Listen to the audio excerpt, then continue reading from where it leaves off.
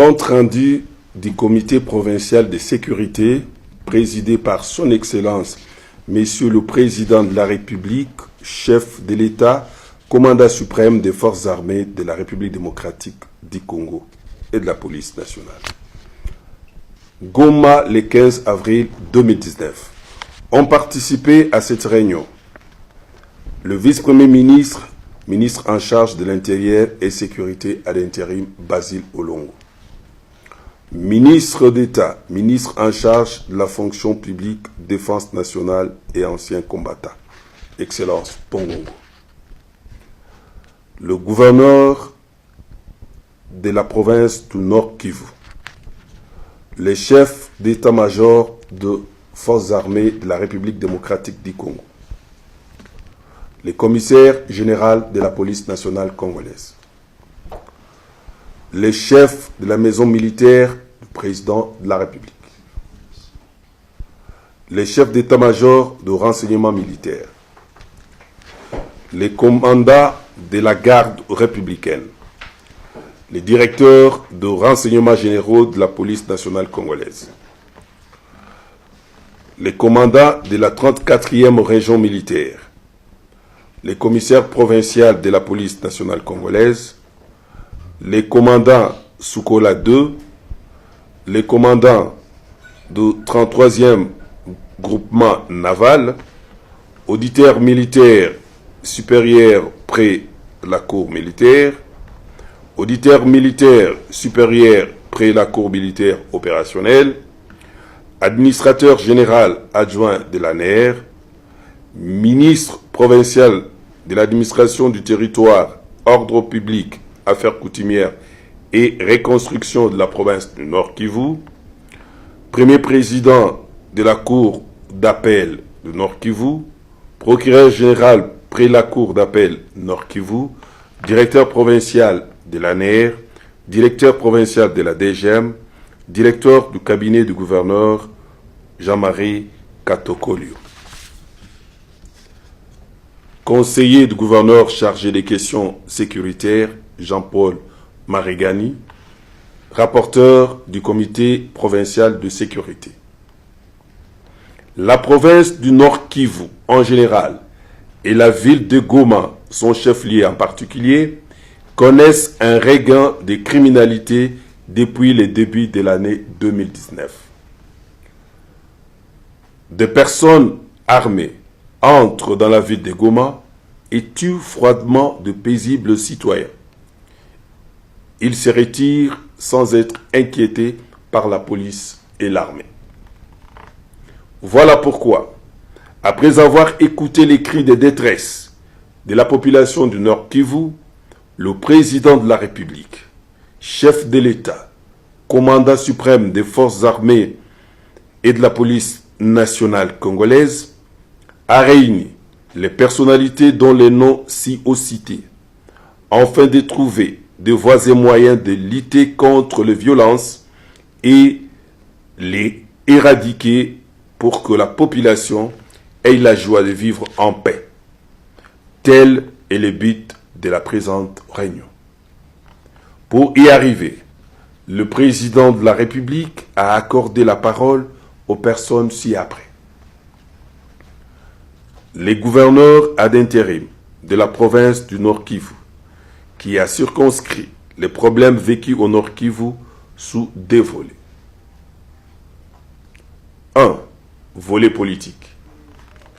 Le premier cycle électoral a finalement eu lieu au Nord Kivu et il ne reste que l'élection du gouverneur et du vice-gouverneur ainsi que celle des sénateurs.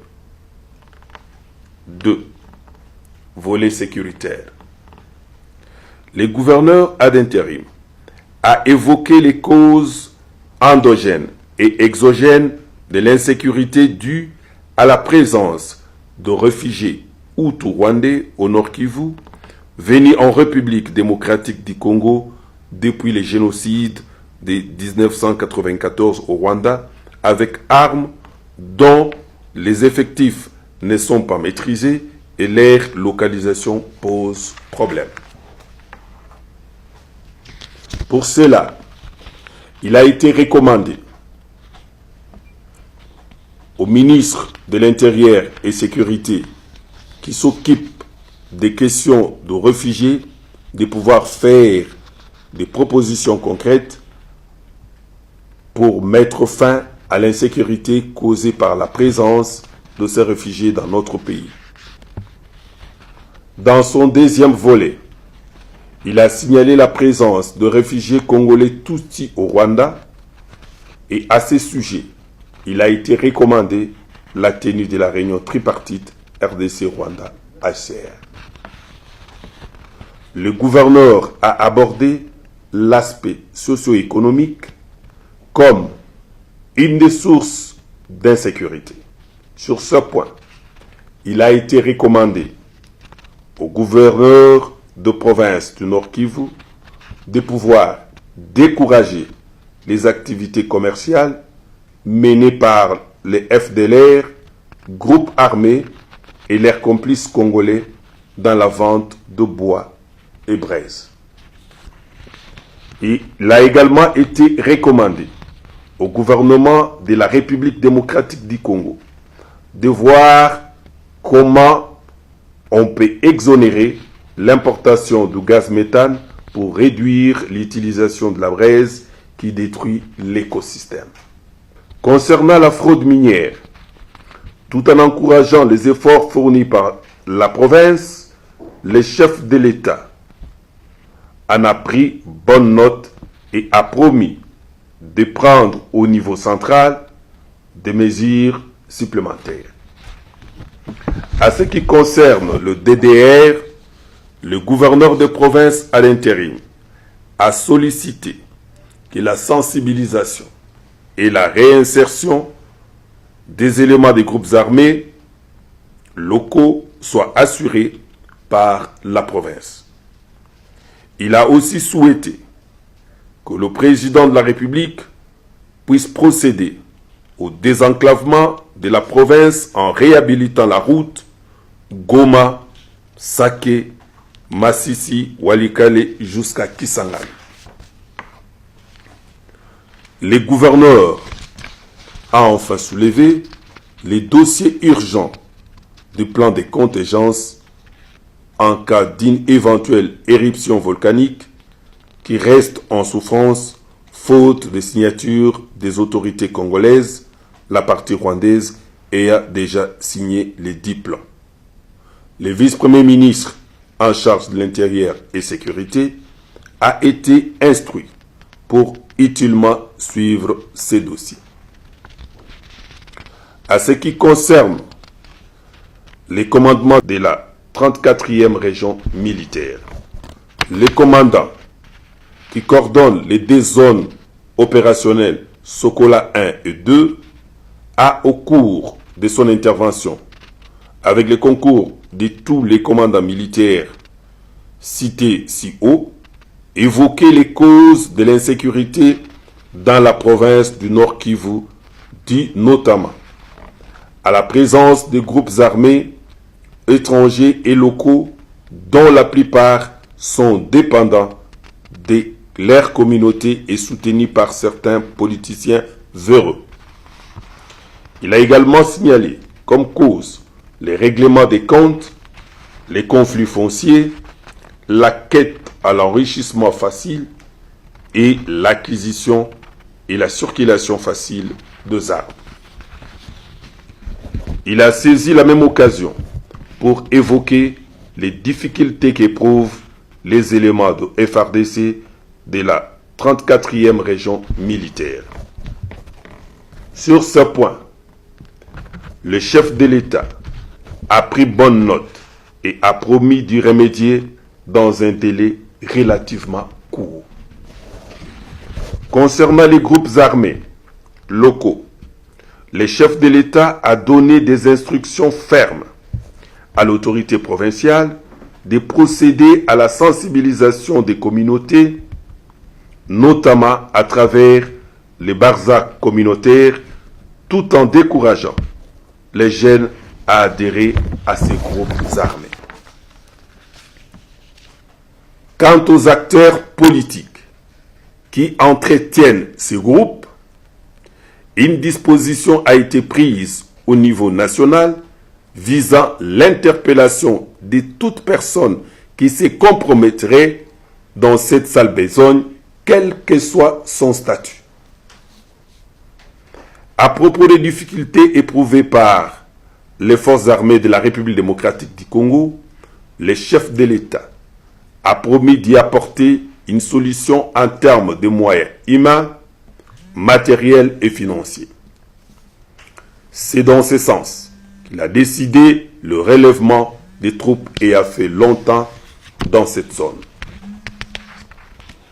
À ce qui concerne les commissariats provinciaux de la police nationale congolaise,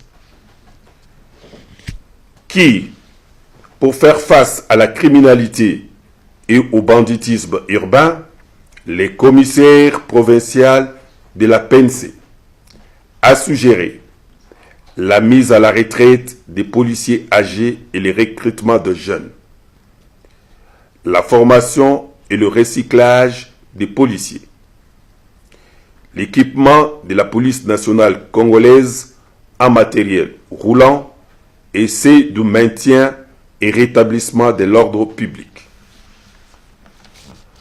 Pour ce qui concerne les chefs de services spécialisés, ils ont à leur tour informé le président de la République, chef de l'État, de l'existence de la bipolarisation pour la plupart des cas dans des chefferies et groupements des administrations locales, de la porosité des frontières liquides et terrestres, des difficultés de gestion des mouvements migratoires au niveau des postes frontières tels la petite barrière à cause des difficultés rencontrées suite à l'habitation de plusieurs personnes au niveau de cette petite barrière. Ils ont également évoqué les problèmes des travaux restants pour le finissage du bâtiment juste apposé à la Grande Barrière. Pour ces deux derniers dossiers, le chef de l'État a demandé pour la petite barrière au ministre de l'Intérieur et Sécurité ainsi qu'au gouverneur d'harmoniser sur le répertoire des personnes à indemniser.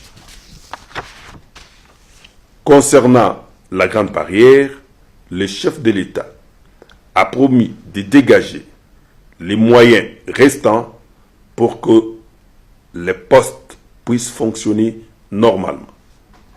Commencé à 12h35, la réunion avec le chef de l'État a pris fin à 15h15.